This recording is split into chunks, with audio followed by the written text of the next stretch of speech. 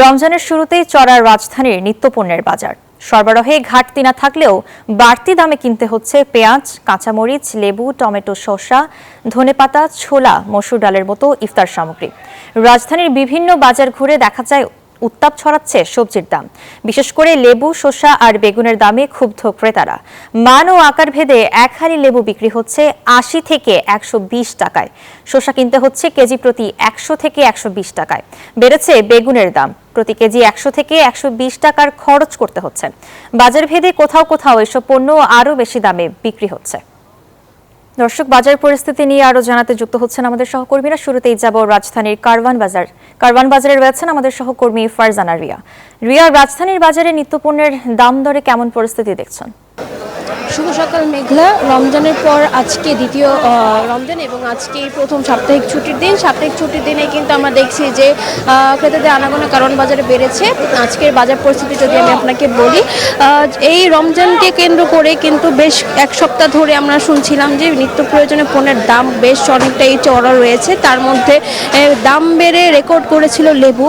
আজকে এই লেবুর বাজারে এসে আমরা যেটা দেখেছি যে মানভেদে লেবু বিক্রি হচ্ছে ৮০ থেকে ১৪০ টাকা পর্যন্ত। এই ১৪০ টাকা হালিতে লেবু ওর এই বিক্রি যে হচ্ছে, এই রেকর্ড কিন্তু এবারে প্রথম। এর আগে যখন দেখা গেছে যে রমজানে লেবুর দাম ৮০ কোটায় থেকে ছিল, কিন্তু এই বছর কিন্তু সেই সব রেকর্ড বেড়ে লেবু হালি বিক্রি হচ্ছে ১৪০ টাকা। এছাড়া যদি বাজারে অন্যান্য সবজির কথা বলি, রমজান আসলে কিন্তু চাহিদা বাড়ে বেগুনের। সেই বেগুন এই সপ্তাহে বিক্রি হয়েছিল ৮০ টাকা কেজিতে, কিন্তু আজকে রমজানের দ্বিতীয় দিনে বেগুন বিক্রি হচ্ছে ১২০ টাকা কেজিতে। এছাড়া যদি বলি শসা, টমেটো, গাজর, দেখা যায় যে ইফতারে অন্যতম অনুষঙ্গের মধ্যে এই পণ্যগুলো থাকে, সেক্ষেত্রে এই সবজিগুলোর দাম বেড়েছে। প্রতি কেজি গাজর, টমেটো কিংবা শসা বিক্রি হচ্ছে ১০০ থেকে ১২০ টাকায়। এছাড়া যদি বলি কাঁচামরিচের দামও কিন্তু বাড়তি রয়েছে। এই সব কিছু মিলে কিন্তু ইফতারে যে অনুষঙ্গগুলো সব থেকে বেশি গুরুত্বপূর্ণ, সেগুলোই কিন্তু এবছর দাম বাড়তি রয়েছে। প্রতি বছর দেখা যায় যে রমজানকে কেন্দ্র করে বেশ কিছু পণ্যের দাম বেড়ে যায়, কিন্তু তার মাত্রা কিন্তু এই বছর প্রায় রেকর্ডই ছাড়িয়েছে।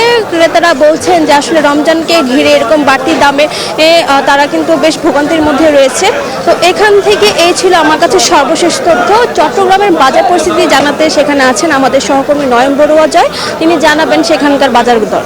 রিয়া, আপনাকে আজকে রমজানের দ্বিতীয় দিন আমরা বাজারে এসেছি। দেখতে পাচ্ছি যে যেহেতু আজকে ছুটির দিন, তবে ক্রেতা যারা আছে তারাও কিন্তু আসতে শুরু করেছে। তবে রমজান মাস হওয়ার কারণে কিন্তু আসলে ক্রেতারা একটু দেরি করে আসে। তবে বাজারের যে তথ্যটা কিন্তু আমরা পাচ্ছি, কোনো সবজির দাম কমেছে, আবার কোনো সবজির দাম কিছুটা বেড়েছে। যেহেতু রমজানে সবচেয়ে বেশি প্রয়োজন হয় টমেটো, প্রয়োজন হয় কাঁচামরিচ, প্রয়োজন হয় বেগুন, প্রয়োজন হয়, এগুলির দামটা কিছুটা বেড়েছে।